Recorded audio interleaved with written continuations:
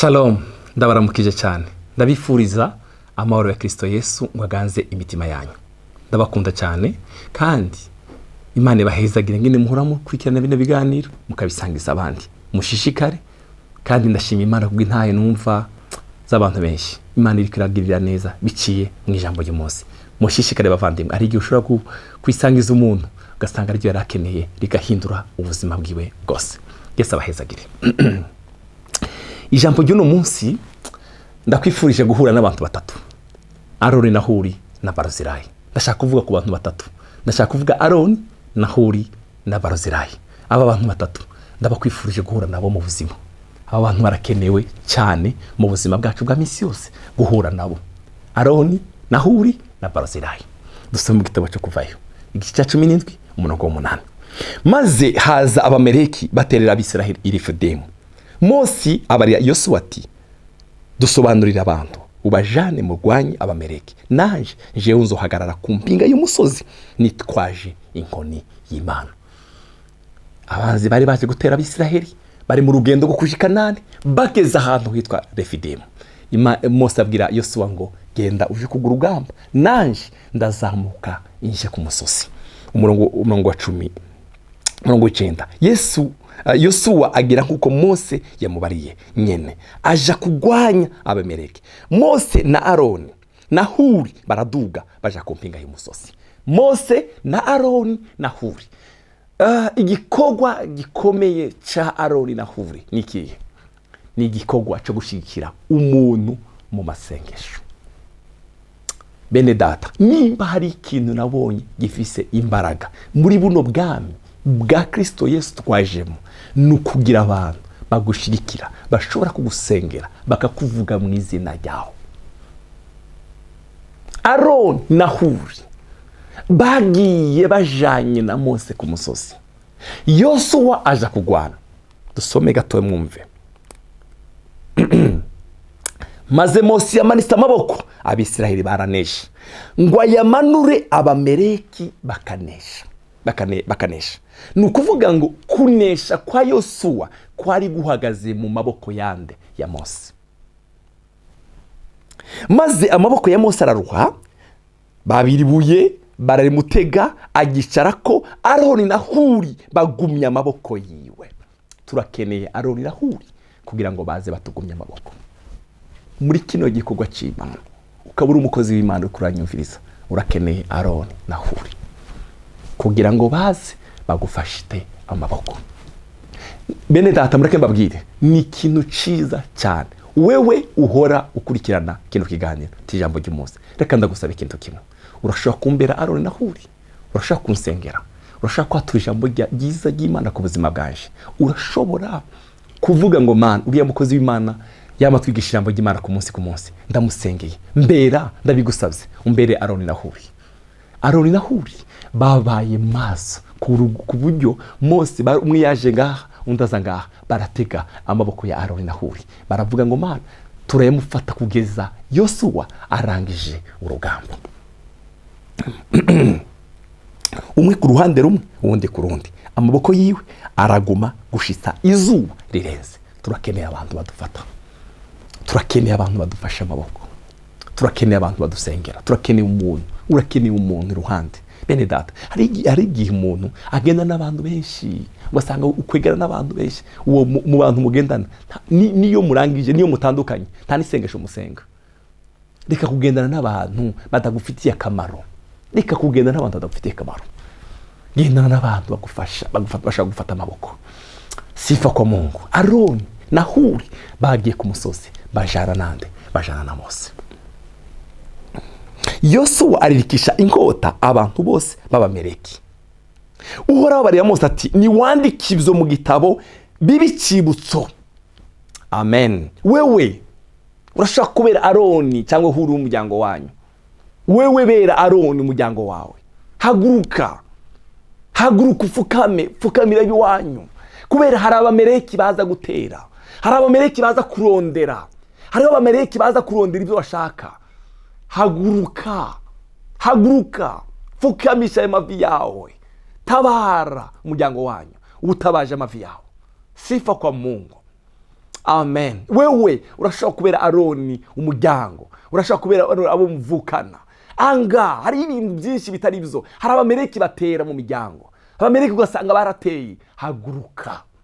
Haguruka, haleluya, haguruka usenyagure inama z'umwijima z'abameleki. Kandi birashoboka wewe urashobora kubera Aroni na Huri, urashobora kubera Aroni umuryango wanyu, ukavuga ngo mana ndahagaze mu gihengeri, ndahagaze mu cyuho, ndabahagarariye, ndanze ko Satani aza kudutera, ndanze umwuka wa meleki wacu. Umviriza, Uhoraho abarira Mose ati, ivyo niwandike ivyo mu gitabo bibi cibutso ubare Yosuwa ubimwumvishe yuko nzozimanganya ukumenyekana ko bameleki bibagiranwe munsi y'ijuru bose. Hari ibintu bigomba kwibagiranwa, hari ibintu Satani atera mu miryango wasanga ni karande. Oya, haguruka bera Aroni umuryango wanyu, uvuge ngo ibi bintu bigomba kuzimangana mu muryango wanje nkihari. Hari ingwara za karande uvuge ngo zigomba kuzimangana, ndahagurutse. Haleluya, bera Aroni uwo muryango, bera Aroni abo bana. Reka ko kubona ibintu biriko birononekara ngo niko bimeze gute. Wewe haguruka, haleluya, haguruka usenye. Imana iguhezagire cyane. Nzoherengiteza yavuze gute? Ukumenyekana, nzozimanganya ukumenyekana ko bameleki bibagiranwe mubo munsi y'ijuru bose. Hari ibintu bigomba kwibagirana. Umurongo ukurikira, maze Mose yubaka igicaniro acita Jehova Nisi. Haleluya, aravuga ngo Uhoraho yamanitse ukuboko. Haleluya, arahira yuko ukumenyekana ko azogwanya abameleki kuva ku rungano rumwe kugeza ku rundi. Jehova Nisi bisobanura ngo Uhoraho niwe bendera yanje. Haguruka umanike ibendera yitwa Jehova Nisi, rivuga ngo Uhoraho niwe bendera yawe, Uhoraho niwe bendera y'umuryango wawe, Uhoraho niwe bendera yawe. Ibi hariho umugabo witwa Aroni na Huri na Mose bagiye ku musozi, yose waje ku rugamba arasenyagura mu izina rya Yesu. Wewe haguruka, abameleki ubasenye mu muryango wawe, aho ukorera. Hari igihe abameleki baza bakonona ibyawe. Haguruka umanike ibendera yitwa Jehova Nisi, Uhoraho niwe bendera yacu. Nababwiye abantu batatu, nababwiye Aroni baragushigikira mu buryo bwo gusenga, nababwiye uwundi mugabo witwa Baruzirayi ashobora kugushigikira mu buryo bw'ibifatika. Reka mbabwire umugabo witwa Baruzirayi. Dusoma mu gitabo cya Samweli wa kabiri igice cya 19 umurongo wa 31. Na Baruzirayi umunyagaliyadi ava i Rogelimu aramanuka ngo aje kujabukana n'umwami Yorodani ngo amugeze hakurya. Baruzirayi uwo yari umutama ashaje cyane, yari amaze nk'imyaka 80, kandi niwe yagemuriye umwami aho yari Mahanayimu, kuko yari umuntu w'umutunzi cyane.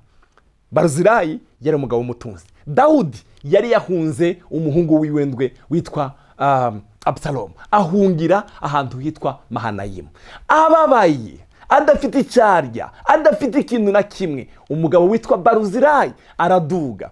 Muri gitabo cya Samweli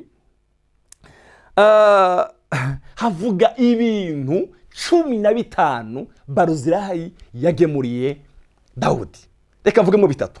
Yamugemuriye amata, yamugemuriye ubufu bw'ingano, yamugemuriye igitanda, yamugemuriye amafromaje, yaramugemuriye ibintu byo gufungura. Mu gitabo cya Samweli sino bivuga byose, yamugemuriye ibintu 15. Mu buzima bwacu bwa minsi yose, Imana iguhuze na Baruzirayi wawe.